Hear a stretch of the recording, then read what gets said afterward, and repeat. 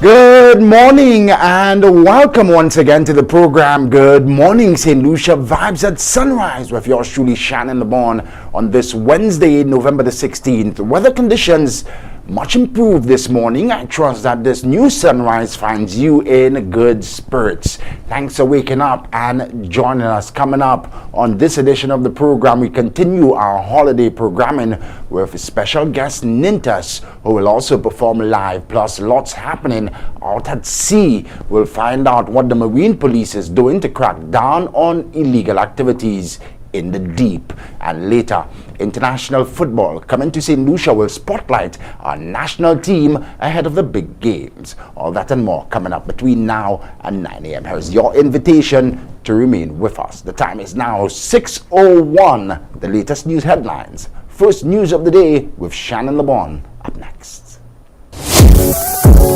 The morning news, first news of the day, is sponsored by Court.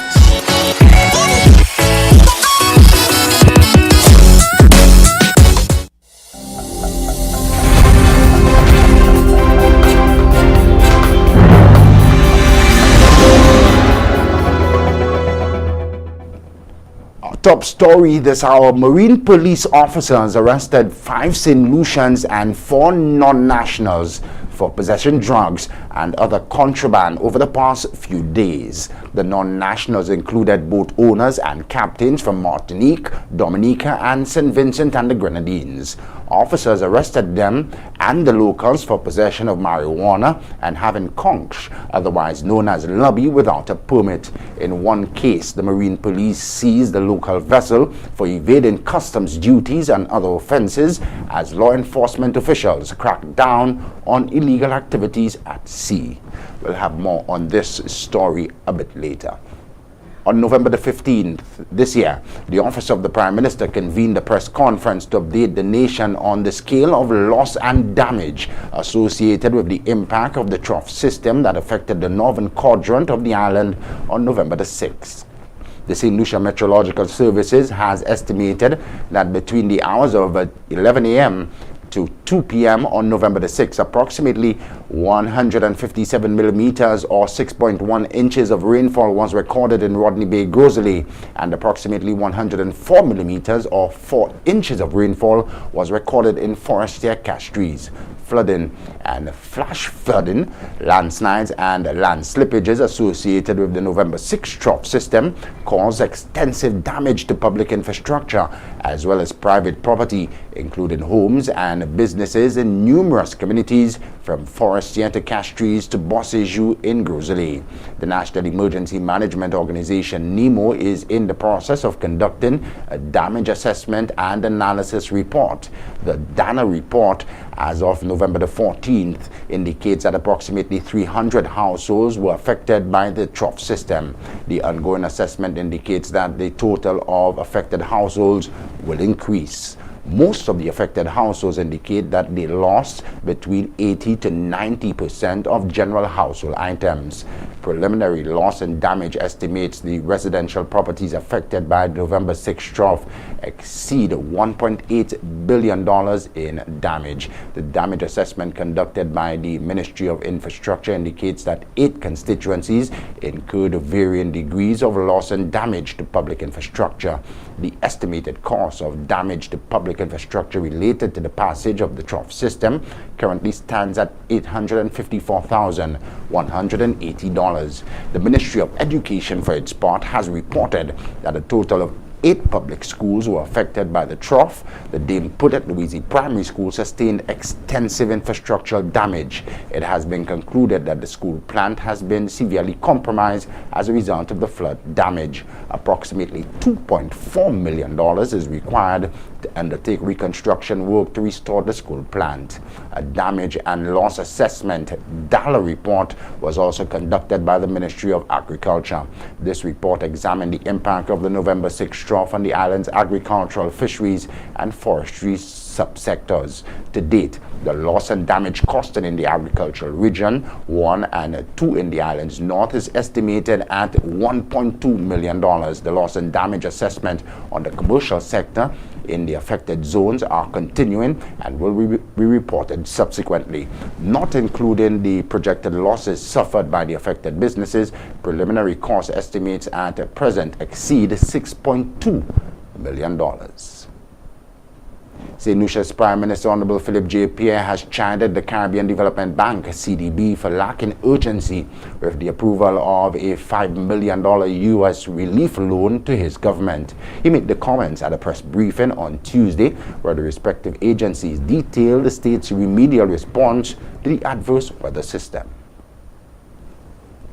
The floods are going to be coming again, and they may be worse than what happened on Sunday. That is the reality that we face. Prime Minister Philip J. Pierre on Tuesday issued a scathing warning that climate change is in fact real, emphasizing that the island needs to improve its mitigation and adaptation measures. However, he highlighted that in the interim, the state needs to acquire the requisite financing to aid recovery efforts currently underway. Acting Director of NEMO, Maria Maydard, disclosed that preliminary assessments indicate that over $1 million in damages were incurred due to the upper-level trough system. That figure is expected to triple by the conclusion of the more comprehensive reports. So far, based on the assessments that we have made as of 12 November, $1,813.45 in damages. Again, that's initial. By the end of probably next week, we will have a better picture of the damages. And note again, I'm saying damages and not recovery costs, because we know there's inflation and so on. So that would probably triple in terms of recovering. The education sector, we had one school that suffered major damage, and that is the st.lucia school. The damage is estimated at $780.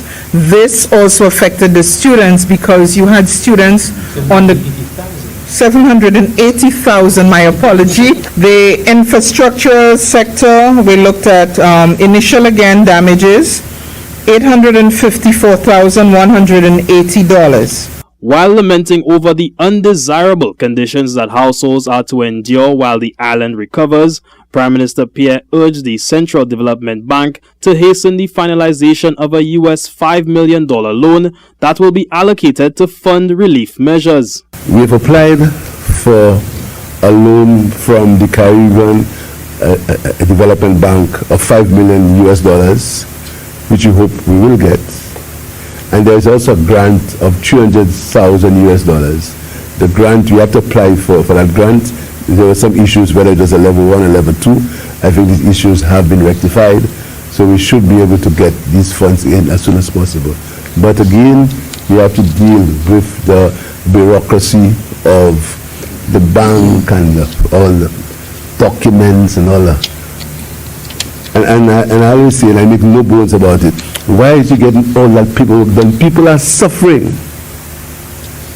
We have to do all that paperwork, and people are suffering.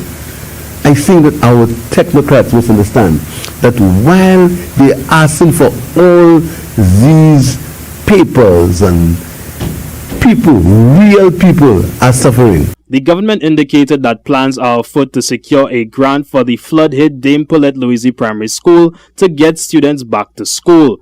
Prime Minister Pierre also spoke of plans to access a grant to facilitate the replacement of household appliances damaged or lost during the flood. Reporting for the Hot 7 TV News, I am Kareem Nelson. Coming on the heels of the United Kingdom banana trade suspension, Agriculture Minister Honorable Alfred Prosper has refuted claims that the current administration has killed the island's banana industry. The minister informed that immediately following the halt of the trade to the UK, the supply of bananas was diverted to Caribbean markets. According to him, banana farmers here have not been negatively impacted by the trade fallout, as their bananas are still being marketed. Stones have been cast at the ruling SLP regime for what is believed to be its role in the demise of the already fragile banana industry. Trade to the UK has been suspended merely 5 months after export relationships were re-established. Most of these criticisms have been targeted at the current Agriculture Minister Alfred Prosper, with some claiming that he killed the island's banana industry. Prosper has taken exception to those accusations, citing that the banana exports were halted due to economic viability challenges, which are beyond the scope of the island. Because of the high cost of shipping and other costs associated with the one container comprising 1,000 boxes, the supermarket chain decided that we had to take a decision to suspend export of bananas because of the high cost associated with just that one container at the time, because it was costing the NFTO $3,500 US per week, and Prima, which is part of Red Rose, which is the ripening facility in the UK, was accounting for 4,500 US. And they looked at the whole issue and said it is not profitable for them at this time.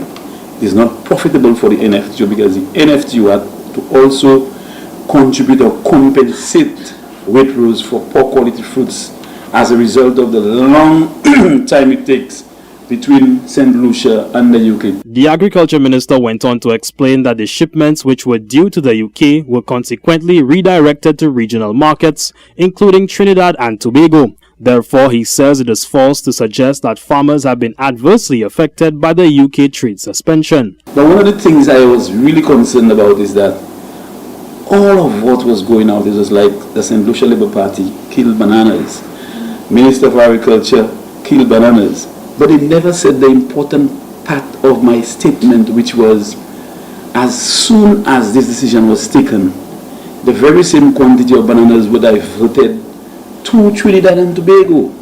So our farmers were never impacted in a negative way as a result of the decision. We are still exporting those 1,000 boxes to Trinidad. Just last week, we engaged a supplier in Trinidad who's working with the NFTO as we speak to get 3,000 boxes of St. Lucia bananas to Trinidad. However, Prosper did not shy away from claims that the island's banana industry is facing challenges. He notes that discussions are underway to further bolster regional trade of bananas as well as other produce. Reporting for the Hot 7 TV News, I am Kareem Nelson. Executives of Global Ports Holding GPH participated in several government-endorsed stakeholder meetings last week to discuss community benefits and opportunities available for collaboration through the highly anticipated St. Lucia Cruise Ports project. The partnership between the government and the GPH includes a 30-year concession agreement for cruise-related operations at Castries and Soufriere Bay. We're extremely excited to work with key stakeholders across St. Lucia's cruise and tourism sectors, said Colin Murphy, GPH Head and Business Development Officer for the Americas. We have received such a warm welcome and very positive responses from the groups we've spoken to. We recognize that establishing strong relationships with key stakeholders is a critical part of ensuring that this partnership is successful for everyone, which is why we made having these conversations our immediate priority after signing the MOU. Unquote. This week, Mr. Murphy and Dr. Sean Matthews, a GPH Business Development Advisor, met with executives from the St. Lucia Air and Seaports Authority SLASMA, tour operators, including Cox and Company St. Lucia, Brian Louisi, the Executive Director of the St. Lucia Chamber of Commerce, Industry and Agriculture, executives from the SLHDA, the St. Lucia Hotel and Tourism Association, and leadership of Invest St. Lucia. The duo also began brief interactions with taxi drivers. Over the last few days, we've shared our ideas and received great feedback about the needs and wants of the community and the things that we need to consider, Murphy explained. We know that there is a lot of work to do, but we also know that we can't do it alone. Our success is St. Lucia's success, and recognizing that everyone's voice is important. There are many seats at this table. Dr. Murphy also added that this series of meetings marks the beginning of community outreach efforts. The goal is to keep the lines of communication open so that the company can work together to achieve all the collective missions to bring more cruise passengers and more opportunity to St. Lucia to benefit the community and all involved in this project. He said, we need everyone to participate and make this happen. The Member of Parliament for Grosley, Honorable Kenson Kazimi, has announced 5 priority initiatives which he says will be activated as soon as possible to provide relief to constituents who are still reeling following the recent trough. The announcement of the recovery initiatives came on Tuesday during a press brief on relief efforts for the flood victims called by the Office of the Prime Minister. There, Kenson Kazimi highlighted the urgency of the situation, noting that the measures will allow residents to become more proactive in dealing with such disasters. Among the initiatives was the establishment of a more robust community disaster response plan that includes recruitment of individuals who will be responsible for awareness and alerting residents in cases of disaster. The plan also includes the setup of a database of resource contacts who can be called upon to assist in cases of emergency. Community disaster response teams have been in existence and trained by NEMO in times past. I think it is important that persons in those flood-prone and vulnerable areas be equipped with training in first aid, in initial response, and I think going forward, this will pay huge dividends when these disasters occur. 2, establishment of a database of persons in those disaster areas to provide weather news blasts as often as possible. We know that in 2022 and beyond, a number of persons have lost interest in watching news.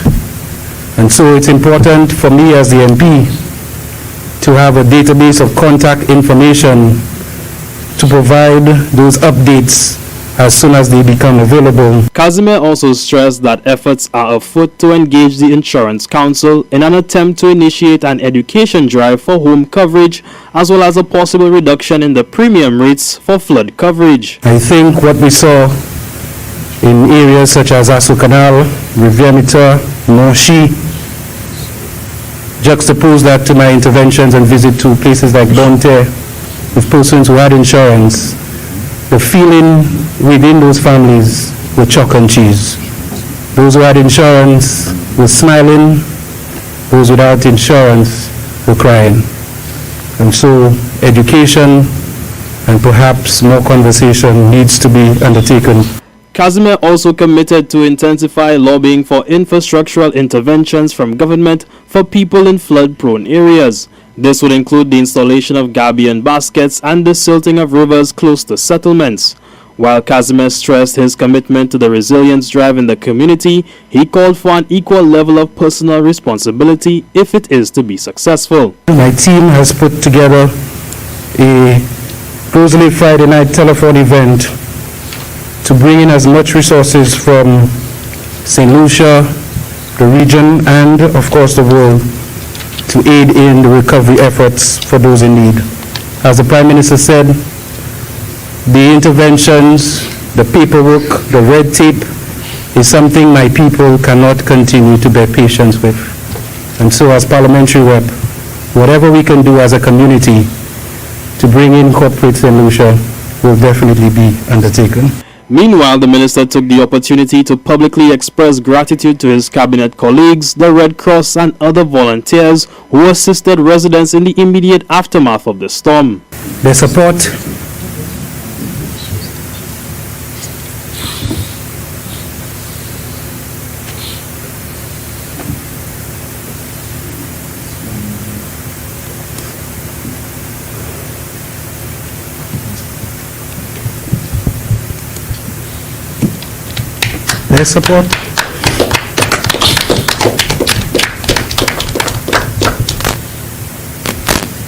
Their support was timely.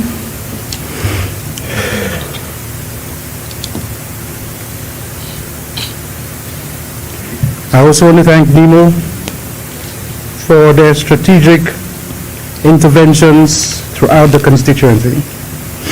Volunteer St. Lucia who helped in the cleanup, corporate St. Lucia who have shown their support. Wasco, special mention to Zilter George Leslie, who ensured that water was restored as soon as the requests were made.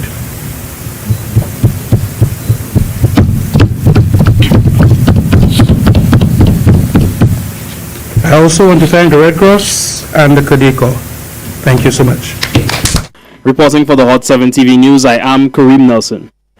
In more news now, 250 entrepreneurs in the OECS are currently undergoing the COTS Ready Cash Small Business Loans Broadening Horizons training and workshop series. The training, which commenced in September, will expose the entrepreneurs to resources, knowledge, and network that they require to succeed, and in so doing create opportunities for business, community, and economic growth.